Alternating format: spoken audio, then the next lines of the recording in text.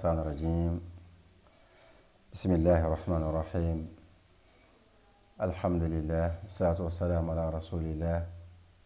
وعلى آله وأصحابه ومن والاه ربي اشرح لي صدري ويسر لي أمري واحلل عقدة من لساني يفقهوا قولي السلام عليكم ورحمة الله تعالى وبركاته bokki jullit yi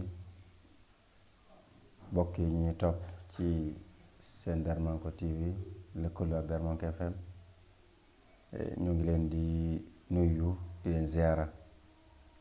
di ñaan yàlla buur bi subhaanahu wa taala mu loolu ñu tawfeex ñoo ngi ñaanal suñu kilifa diine yi fu ci kilifa nekk rek ñoo ngi ñaan suñu boroom Mawlana tabaaraka wa taala yàlla sàmm ko wëral ko àggale ay mébétam fu taalu diine di tàkk fa nekk rek ñoo ngi ñaan yàlla buur bi subhaanahu wa taala yal na ko yàlla jëme ci kanam di jaare bokk yi ñuy bàyyi xel yépp leen xamal ne dellusiwaat na yéen seen jataayu tafsirul quranul karim incha allah ñu fas yéene koo door tey ci saar yi nga xam ne mooy saar yi gàtt yi fas yéene ko tàmbale ci Fatiha loolu nag jubluwaay bi mooy xam ngeen ni alxuraan lettre la ab message la boo xam ne dafa jóge ci yàlla jaar ci Jibril ñëw ci Yonent bi sallallahu alayhi wa sallam lettre bi nag ci làkku arab lañ ko bind kenn ku nekk loolee war nga xam ne mu tekki moo tax nag ñu bëgg saar yi bokk yi ñu déglu yépp di ñu topp saar woo ci tari rek nga xam lu muy tekki maa ngi ñaan yàlla buur bi subhaanahu wa taala yeneen ci yàlla may ndam ñu koy tàmbalee ci suuratul Fatiha di saar yi nga xam ne mu ubbi alquran boo demee ci kaamil bi Fatiha ngay fekk ca kaw waaye loolu tekkiwut nag ne Fatiha moo njëkk a wàcc alquranul karim Fatiha njëkku da wàcc alquran ndax dafa am ab toftaloo am nuñ ko toftale bu ko defee insha allahu taala ci kaamil bi Fatiha ngay njëkk a ubbi fekk ko ci moo tax ñu tudde ko al-Fatiha mooy bi ubbi waaye nag taxut mu njëkk a wàcc alquranul karim lépp ci borom xam-xam yi neen suratul alaq muy iqra bismi rabbika alladi xalaq wax nañ ne moo njëkk a wàcc alquran saar bii di suratul Fatiha juróom-ñaari aaya ya ñu tudde ko al-Fatih di saar woo xam ne li mu làmb ci ay njariñ bari na lool saar wi di suratul Fatiha mu ngi ñuy waxal di ñu leeralal jubluwaay yi nga xam ne mooy jubluwaay diine mu tënkal nuñ ko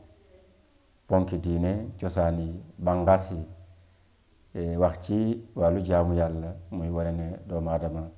yàlla da ko bind ngir mu jaamu ko jaamu it yàlla rek lañ koy def saar ba léegi ñëw na ci affaire ay loi yoo xam ne tënk na ko te boo demee ci biir alxuraan loi yooyu danga ko fekk ndax mbooleem luy tashri'a législation la wàllu lépp luy doxal wàllu yoon la alxuraan tënkal nañu ko ak pas-pas bi wane it yowmal aaxir di wane ne bés boobu bés la boo xam ne bés bu suñu borom di amal la dañ ko war a gëm loolu yépp suratul Fatiha li muy gàtt-gàtt ndeysaan indi nañu ko gëm it melokaani yàlla yu tedd yi saar bi di suratul Fatiha indi nañu ko kennal yàlla wéetal ko ndax yàlla rek mooy kenn mooy ki ñu war a wéetal yàlla it mooy ki ñu war a jaamu wane it ne sàkku ndimbal ak ñaan ci yàlla lañ koy jëme yoo kon loolu yàlla borom bi subhaanahu wa taala lépp indi ko saar bi di wane it ne dañoo war a sàkku it maam ak jeexale ci ñaan yàlla mu teg ñu ci yoona mu jub wi loolu saar bi indi na ko bañ ñoo boole ci nasaraan yi ak yahud yi saar wi daal mooy umul kitaab mooy ndeyi téere yi moom lañ ko tuddee Yonent bi sallallahu alayhi wa sallam waxoon ne maa ngi giñ ci yàlla buur bi subhaanahu wa taala mi nga xam ne sama bakkan mu ngi ci loxoom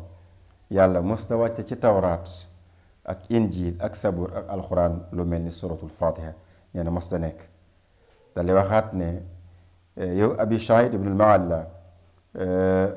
yonent bi sallallahu alayhi wa sallam sahih al buxaari abi shahid ibnul maalla nee na yonent bi moo ne kaay ma xamal la saar woo xam ne moo gën a màgg ci alquran ñu ne ko ban saar la mu ne alhamdulillahi rabbil alamin wax nañ ne boo julli te tariwoo saar wi boo tariwoon kaamil ba mu jeex nga bàyyi saar wi sag julli duñ ko nangu bokki suratul fatiha ngoogu incha allah dañ ñëwaat ci jotaay ci topp ñoo ngi ñaan yàlla buur bi subhaanahu wa taala mu defal ñu tawfiq defal leen ko Moustapha Mbacké Diouf ngeen ci àndaloon wasalaamu aleykum wa rahmatullahi taala wa barakaatu